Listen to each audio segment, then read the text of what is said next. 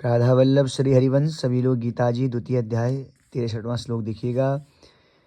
क्रोधाद भवति सम्मोह, सम्मोहात् स्मृति विभ्रमः, स्मृति भ्रंशात् बुद्धिनाशो, बुद्धिनाशात् प्रणश्यति। भगवान कह रहे हैं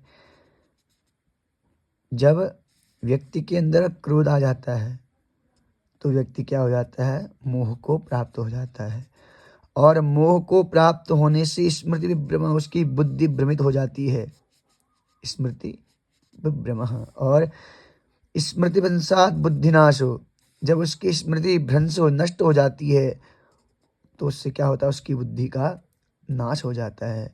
और बुद्धिनाशात् प्रणश्यति, और जिसकी बुद्धि का नाश हो जाता है वह अधःपतन को प्राप्त हो जाता है।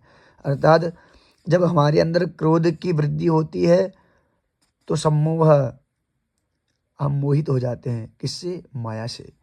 और मोहित होने से स्मृति विभ्रम, हम देख नहीं पाते कि कौन बड़ा है कौन छोटा, हमसे ज्येष्ठ है श्रेष्ठ है, हम भूल जाते हैं।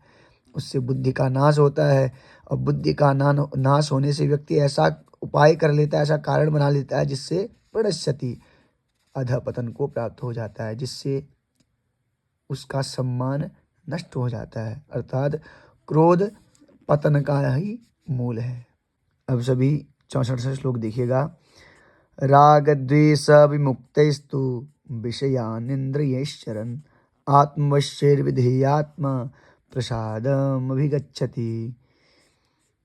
भगवान कह रहे हैं जो व्यक्ति राग देश विमुक्तस्तु, राग देश से मुक्त होकर इंद्रिय संबंधी भोग भोगता हुआ अपना जीवन यापन करता है, आत्मवश्ये विधेयात्मा, वह अंतःकरण से भगवत तत्व का अनुभव कर लेता है। अर्थात उसका अंतःकरण राग द्वेष से रहित होकर अगर वो संसार का व्यवहार भोग इत्यादि करता है तो उस व्यवहार को निभाते हुए उसे परम तत्व की प्राप्ति हो जाती है।